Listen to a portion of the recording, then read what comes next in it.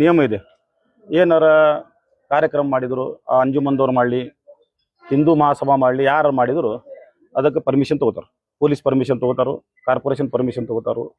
ಆಮೇಲೆ ಏನಾರು ಅನಾಹುತ ಘಟನೆ ಆಗಿದ್ರೆ ಪೊಲೀಸರು ಮೊದಲು ಮುಂಜಾಗ್ರತೆ ನಮ್ಮ ಕಡೆ ಸೈನ್ ತೊಗೋತಾರೆ. ಏನಾರು ಆದ್ರೆ ನೀವೇ ಕಾರಣ, ಏನಾರು ಗದ್ದಲ ಆದ್ರೆ ನೀವೇ ಕಾರಣ ಅದಂತೆಲ್ಲ ಎಲ್ಲ ಮುಂಜಾಗ್ರತೆ ತೊಗೋತಾರೆ. ಅದಾದಮೇಲೆ ರ್ಯಾಲಿಗೆ ಬಿಡ್ತಾರೆ. ನಾವು ಅಂಜುಮನ್ ಒಳಗೆ ಭಾಳಷ್ಟು ಸ್ಟ್ರೈಕ್ಗಳು ಮಾಡಿದ್ವಿ.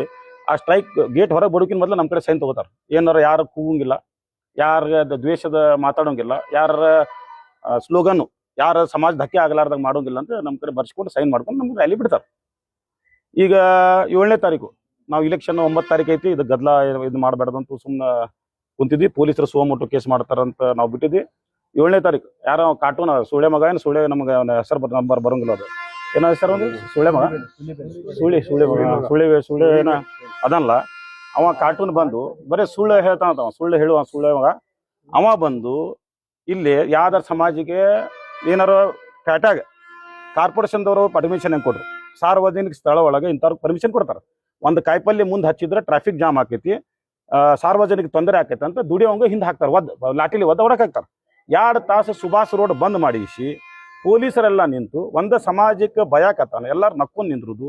ಕಾರ್ಪೊರೇಷನ್ದವ್ರು ಹೆಂಗೆ ಪರ್ಮಿಷನ್ ಕೊಟ್ರಿ, ಪೊಲೀಸರು ಹೆಂಗೆ ಪರ್ಮಿಷನ್ ಕೊಟ್ರಿ, ಮತ್ತು ಪೊಲೀಸರು ಪರ್ಮಿಷನ್ ಕೊಟ್ರೆ ಅವ್ರ ಕಡೆ ಏನು ಮುಂಜಾಗ್ರತವಾಗಿ ಯಾವ ಸಮಾಜಕ್ಕೆ ಬೈಬೇಡ ಅಂತ ಏನು ಕೊಟ್ಟಿದ್ರಿ? ಏನೂ ಇಲ್ಲ. ಎಲ್ಲ ಗಾಳಿಗೆ ತೂರಿ ಕಾರ್ಯಕ್ರಮ ಮಾಡ್ತಾರೆ. ಅವ್ರಿಗೆ ಹೆದರ್ತಾರೆ. ಅವ್ರು ಅಷ್ಟು ಮಾಡಿ ಹೋಗ್ಬಿಡ್ತಾರೆ.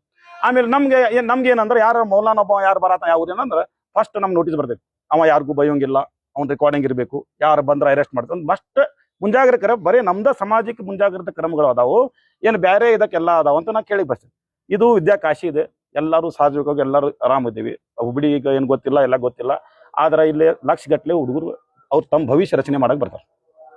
ಅವ್ರ ಭವಿಷ್ಯ PSI ಎಕ್ಸಾಮ್ಗಳಾಗಲಿ, IAS ಕೋಚಿಂಗ್ ಸೆಂಟರ್ಸ್ ಆಗಲೇ ಬಂದಿರ್ತಾರೆ. ಇಂಥ ಸಿಟಿ ಒಳಗೆ ಎಲ್ಲರೂ ಶಾಂತಲೆ ಬದುಕಬೇಕು, ಏನು ಆಗಬಾರ್ದು ಅಂತೇಳಿ ತಾಳ್ಮೆಯಿಂದ ನಾವು ಸುಮ್ ಕುಂತೀವಿ. ಯಾರು ಏನು ಬೈದ್ರು ಒಂದು ಕಂಪ್ಲೇಂಟ್ ಕೊಡೋದು ಹಂಗೆ ಆದ್ಮೇಲೆ ತಾಳ್ಮೆ ಒಂದು ಮಿತಿ ಮೀರಿದೆ ಅಂದ್ರೆ ಎಷ್ಟಂತ ತಾಳ್ಮೆ ಅಂತ ನಮಗೂ ಮಂದಿ ಪ್ರಶ್ನೆ ಮಾಡತ್ತಾರೆ. ನೀವು ಸುಮ್ ಕುಂದ್ರಾಕತ್ತೀರಿ, ಅವ್ರು ಬೈದು ಹೊಂಟಾರೆ. ನೀವು ಸುಮ್ ಕುಂದ್ರಾಕತ್ತೀರಿ, ಅವ್ರು ಬೈದು ಹೊಂಟಾರೆ. ಈಗ ತಾಳ್ಮೆ ಮಿತಿ ಮೀರಿದೆ. FIR ಮಾಡಿದ್ದೀವಿ ಆ ಸುಳ್ಳೆ ಮಗನ ಮೇಲೆ. ಅವ್ನು SIR ಮಾಡಿದ್ದೀವಿ. ಪೊಲೀಸರಿಗೆ ಕ್ರಮ ತಗೊಂತ ಹೇಳಿದೆ. ಬೆಲೆ ಏನಾದ ಕಾರ್ಟೂನ್ ಅದಾನ ಸುಳ್ಳು ಮಾತಾಡೋ ಏನ ಇಂಡಿಯಾ ಹಿಂಗೆ ಆಕೈತಿ, ಡಾಲರ್ ಹಂಗೆ ಆಕೈತಿ ಅಂತ ಮಂದಿಗೆ ಸುಳ್ಳು ಹೇಳಿ ಏನೇನೋ ದಾರಿತ ಅಷ್ಟು ಜನರಿಗೆ ಗೊತ್ತಿದೆ. ಇಷ್ಟು ಓಪನ್ ಸುಳ್ಳು ಹೇಳ್ತಾನೆ. ಆದ್ರೂ ಅವ್ರಿಗೆ ಅವ್ರ ಕೆಲಸನ ಅದ. ಯಾವ ಊರಿಂದ ಬಂದು ಎಲ್ಲರೂ ಬೆಂಕಿ ಹಚ್ಚಿ ಹೋಗ್ತಾರೆ. ದಯಮಾಡಿ ಆಕ್ಷನ್ ತಗೋಬೇಕಂತ ಹೇಳಿ. ಮತ್ತು ವಿದೌಟ್ ಪರ್ಮಿಷನ್ ಮಾಡಿದಾನೆ, ಅದಕ್ಕೇನು ಆಕ್ಷನ್ ತಗೋತೀರಿ?